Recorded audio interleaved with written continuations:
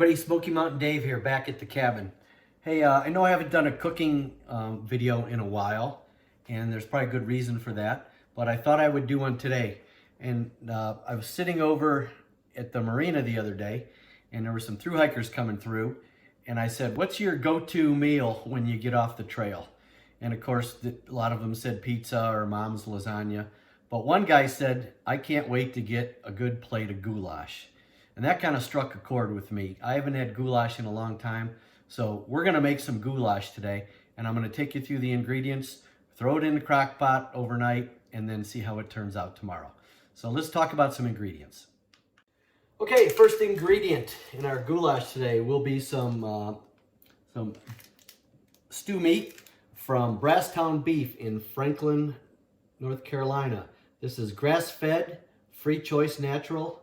So we're gonna defrost a couple pounds of this stuff, and then we've got our other ingredients here. We've got some caraway seed, some sweet paprika, we've got some diced tomatoes, we got a bay leaf or two, some tomato paste, onion, I cheated and bought them already cut up, and then we have the W sauce. I call it the W sauce because I can't pronounce Worcestershire.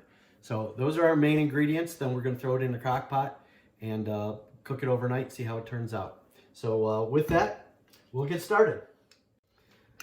Okay, we're going to cut this defrosted stew meat into smaller sizes so it'll fit. And I'm not going to bore you with watching me cut all this meat up, so I'm going to speed it up when I get to the editing process. But this is supposed to be really good beef from a processor over in Franklin. All grass-fed, all very fresh, and should turn out to be a really good ingredient here in the goulash.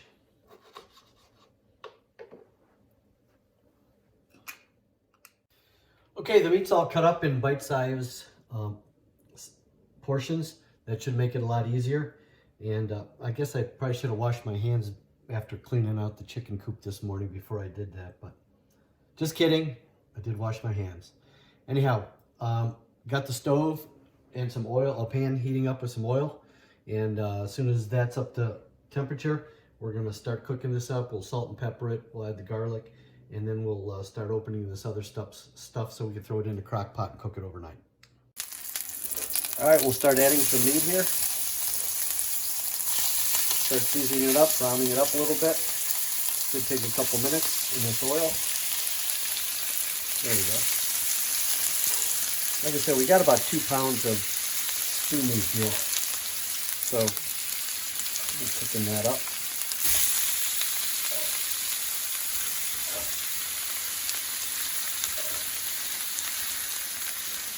There we go. Okay, the meat is browning nicely.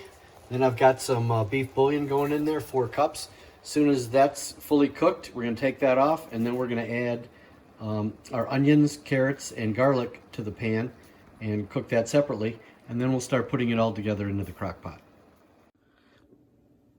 Okay, now we have the carrots, onions, and garlic. We're gonna add to the pan, fry that up, and then we'll start mixing all this stuff together.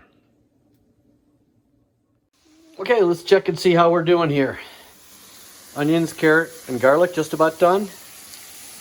The beef broth is done. Got all my ingredients ready to go here.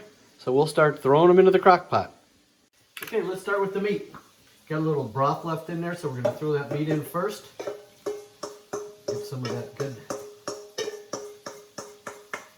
juice that was from when we fried that up. Then we've got 28 ounces of crushed tomatoes. We have 1 tablespoon of tomato paste. Now we're going to have 2 tablespoons of paprika. This is really what gives it its 1, 2. Okay, we're going to throw a couple bay leaves in there. I don't even know what the hell a bay leaf is or what it does, but there's a lot of recipes that call for it, so I'll throw it in there. 1 teaspoon of W sauce, because I can't pronounce Worcestershire.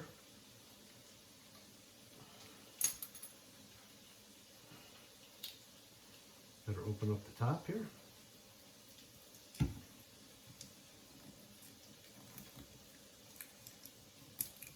Can't spell it, can't open it.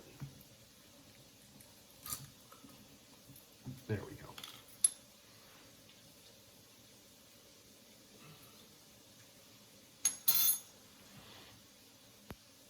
Let's see what else we have. 1 teaspoon of caraway seeds.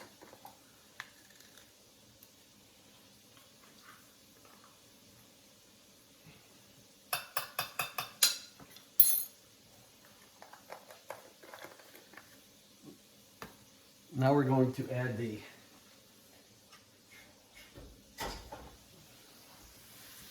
carrots, the garlic, and the onions.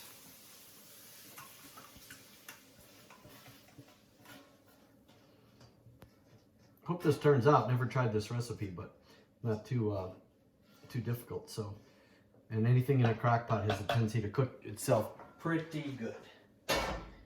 And last but not least, we've got 4 cups of beef broth. So we're going to give this a little stir, see how it looks. And then just let it cook overnight.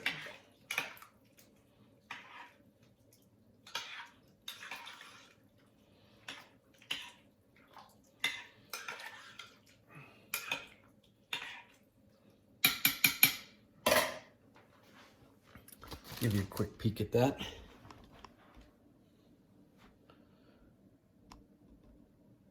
Okay, now just we'll let it cook overnight. Throw it on some noodles tomorrow. Let you know how it turns out.